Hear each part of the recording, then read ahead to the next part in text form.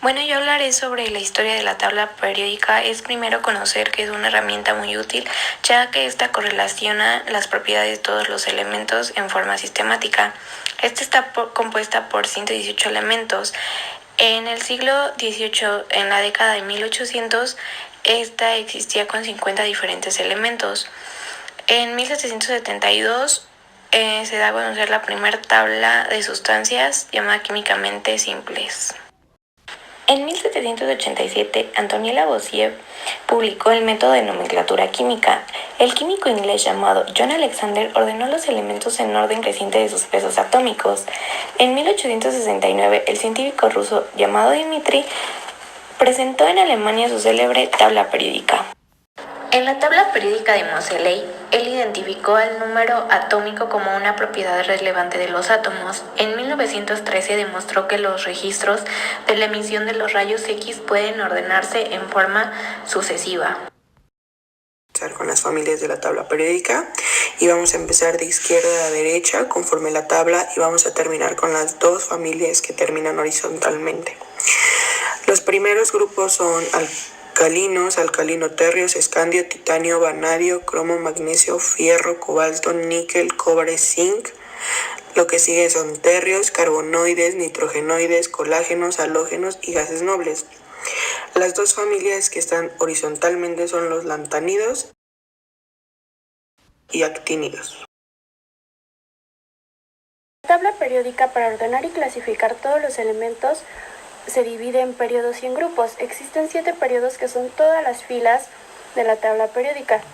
Los elementos de cada periodo se caracterizan por tener semejanzas en las propiedades químicas. En el grupo 1 y 2 tenemos 2 elementos, en el 3 y en el 4 8 elementos, en el cuarto y el quinto 18 elementos y en el sexto y en el séptimo 32 elementos. Existen 18 grupos que son todas las columnas de la tabla periódica y se caracterizan por tener el mismo número de electrones en su última capa, dependiendo de los elementos que estén en cada grupo. Bueno, los elementos del metal de la tabla periódica son un grupo de elementos químicos que están presentes en todas partes o gran parte de la tabla periódica y presentan las siguientes propiedades físicas, que son estado sólido a temperatura ambiente, excepto el mercurio, que es líquido, opacidad, excepto en capas muy finas que ellos tienen. Algunos elementos conducen electricidad y son térmicos, son muy brillantes, una vez pulidos, y estructura cristalina en estado sólido. Los no metales se pueden encontrar en estado líquido, sólido o gaseoso. No conducen electricidad, son opacos, frágiles, se pueden presentar en diferentes colores y pueden formar aniones en disolución acuosa. Los estados de los elementos de la tabla periódica van cambiando conforme a los colores, indicando si son líquidos, sólidos o gases. Es interesante el comportamiento del hidrógeno y del helio a su muy baja temperatura, y es sorprendente observar que carbono sigue siendo sólido a su 3.462 grados centígrados. La afinidad electrónica es el cambio de energía de un elemento o de un átomo al recibir electrones. Es decir, a mayor electronegatividad, mayor será la posibilidad de recibir electrones. Los números cuánticos sirven para tratar de ubicar un electrón en el átomo.